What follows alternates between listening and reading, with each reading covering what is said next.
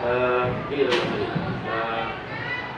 Selama ini bagaimana Pak Mas Uli sebagai kepala sekolah mengidentifikasi kasus-kasus yang merupakan dilema etika atau bujukan orang?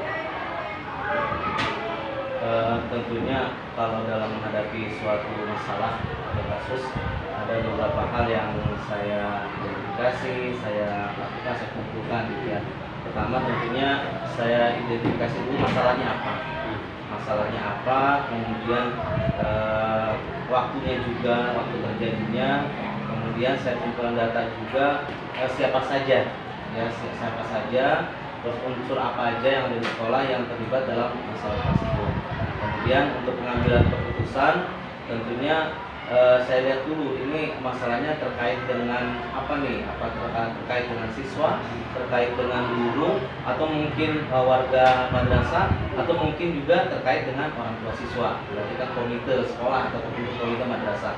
Nanti setelah semuanya saya kumpulkan data-data tersebut, baru saya akan mengajak bicara unsur-unsur yang terkait, unsur dari eksternal madrasah ataupun yang internal madrasah. Jikalau memang itu cukup kita ambil keputusan bersama internal madrasah, saya akan ajak yang terkait. Ya, contoh misalkan yang terkait dengan siswa, otomatis saya akan mengajak bidang kesiswaan. Yang terkait dengan akademik, berarti saya akan mengajak bicara bidang kurikulum seperti itu. Dan Pak Mas Uli, selama Bapak menjalankan tugas dengan keputusan di sekolah, ketika menemukan kasus-kasus yang ada dua kepentingan yang sama-sama benar atau mengandung nilai kebajikan, bagaimana Bapak menjalankan keputusan tersebut untuk memutuskan dua hal yang memang dua kepentingan yang sama-sama benar atau dua-duanya mengandung nilai kebajikan? baik, kalau dua-duanya baik, yang A baik, yang B juga baik, tentunya seperti tadi juga saya akan list dulu. Yang A baiknya berapa persen, yang B baiknya berapa persen.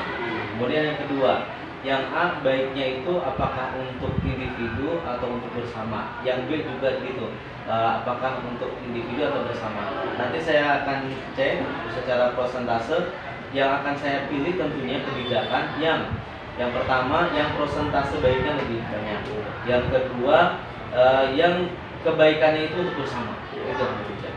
Kemudian langkah-langkah atau prosedur apa yang Bapak Mas Uli lakukan untuk mengambil keputusan selama ini? Selama ini kalau memang ada masalah atau kasus atau mungkin yang terkait dengan kebijakan saya, karena memang saya punya beberapa bidang di bawah, ada kurikulum, ada kesiswaan, ada keuangan, ada sarana prasarana, tergantung ini masalah yang akan kita putuskan atau kebijakan yang akan saya ambil terkait dengan masalah apa. Kalau memang salah satu bidang, saya akan ada bicara satu bidang. Tapi kalau ada kebijakan yang memang misalkan kebijakan itu terkait dengan siswa dan kesiswaan dan keuangan, berarti yang saya ajak bicara ada bagian kesiswaan dan keuangan, baru nanti kita putuskan bersama. Tentunya nanti sih di ujungnya, di gongnya tetap kepala sekolah. Oke. Kemudian hal apa saja selama ini Pak Mas Uli lakukan yang dianggap efektif ya dalam pengambilan keputusan pada proses dilema etika? Dilema etika ya, karena kita memang punya SOP ya. Kita kan ada SOP untuk siswa ada, SOP untuk guru ada, SOP untuk staff, SOP untuk orang tua juga kita punya. Kalau memang terjadi dilema etika, saya akan menggunakan SOP tersebut. Ya, jadi ada SOP yang sebelumnya. Ya.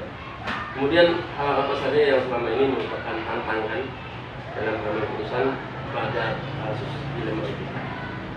Karena memang di sini yayasan ya, yayasan itu kan sifatnya masih kekeluargaan.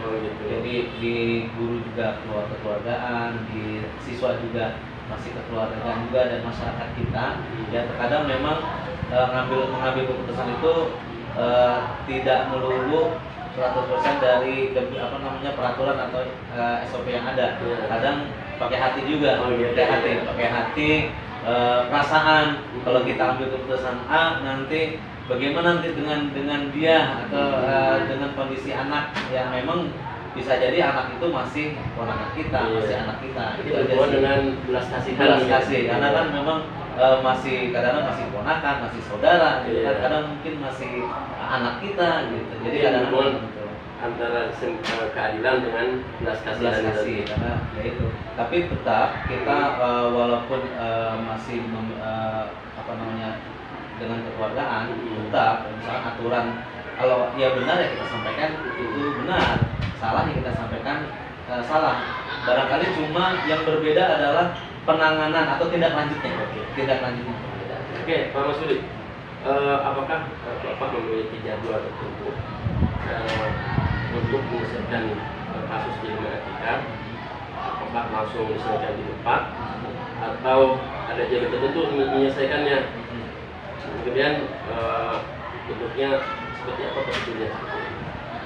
Tergantung ringan dan beratnya. Oh gitu. Tergantung ringan dan beratnya. Kalau memang ringan dan bisa kita bicarakan langsung dan kita bisa ambil kebijakan atau keputusan langsung ke tempat gitu ya.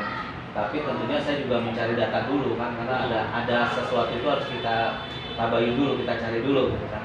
Atau kalau memang ini perlu kita bicarakan dalam beberapa jenjang, ya saya biasanya mulai dari bawah dulu, saya cek dulu dari bawah, kemudian mana nih yang saya ajak bicara. Misalkan ada kasus di grup misalkan, saya akan tanya dulu ke yang terkait dengan guru, misalkan ke bidang kurikulum apa benar kasus ini. Jadi semua tergantung pada kasus yang kasusnya ringan